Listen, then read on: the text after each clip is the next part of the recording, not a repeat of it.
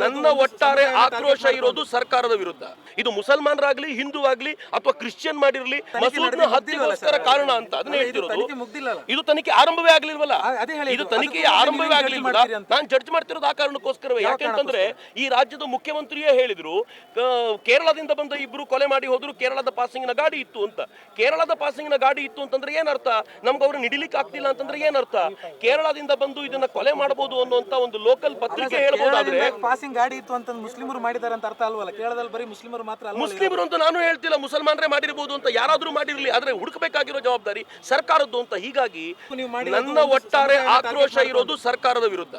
ಯಾಕೆಂದ್ರೆ ಒಂದು ಹತ್ಯೆ ಅದು ಸ್ಪಷ್ಟವಾಗಿ ಹರ್ಷನ ಹತ್ಯೆ ಆಯಿತು. ಹರ್ಷನ ಹತ್ಯೆಯಲ್ಲಿ ನೀವು ಯಾರನ್ನ ಬಂಧಿಸಿದ್ರಿ? ಅದು ಮುಸಲ್ಮಾನರನ್ನೇ ಬಂಧಿಸಿದ್ರಿ, ಮುಸಲ್ಮಾನರೇ ಹತ್ಯೆ ಮಾಡಿದ್ದು ಅಂತ ಆಯ್ತು.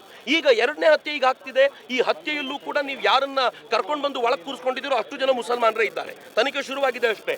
ಆದ್ರೆ ಸರ್ಕಾರ ಹೇಳ್ತಿರೋದು ಅವರೆಲ್ಲರೂ ಓಡೋದ್ರು ಅಂತ. ಆದ್ರೆ ನೀವು 4 ಜನರನ್ನ ಕರ್ಕೊಂಡ್ಬಂದು ಕೂರಿಸಿದ್ದೀರಿ, 5 ಜನರನ್ನ.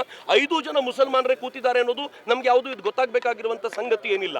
ಎಲ್ಲಕ್ಕಿಂತ ಹೆಚ್ಚು ಆತ ಒಬ್ಬ ಬಿಜೆಪಿಯ ಕಾರ್ಯಕರ್ತ ಮತ್ತು ಆತ ತಾನು ಬರಿತಾ ಇದ್ದಂತ ಎಲ್ಲ ವಿಚಾರಗಳು ಹಿಂದುತ್ವವಾದಿ ವಿಚಾರಗಳಾಗಿದ್ದು ಮತ್ತು ನೂಪುರ್ ಶರ್ಮಾ ಬೆಂಬಲಿಗನು ಆತ ಆಗಿದ್ದ ಅನ್ನೋದು ಬಹಳ ವಿಶೇಷವಾಗಿರುವಂತಹ ಸಂಗತಿ.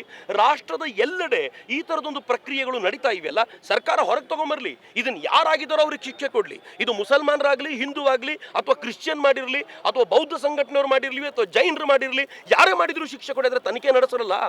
ನೀವು ತನಿಖೆ ನಡೆಸಿಕೊಂಡು ಜೈಲಿಗೆ ಹಾಕಿ ಅವ್ರ ಕೈಯಲ್ಲಿ ಒಂದು ಮೊಬೈಲ್ ಕೊಟ್ಟು ನೀವು ವಾರಗಟ್ಟಲೆ ಅವನು ತನ್ನ ಮನೆಗಳಲ್ಲಿ ಮಾತನಾಡ್ಲಿಕ್ಕೆ ಅವಕಾಶ ಕೊಡುವಂತ ಈ ಪರಿಸ್ಥಿತಿ ಸೃಷ್ಟಿ ಮಾಡೋದಿದೆಯಲ್ಲ, ಇದನ್ನ ಅಕ್ಸೆಪ್ಟ್ ಮಾಡ್ಲಿಕ್ಕೆ ಸಾಧ್ಯ ಇಲ್ಲ.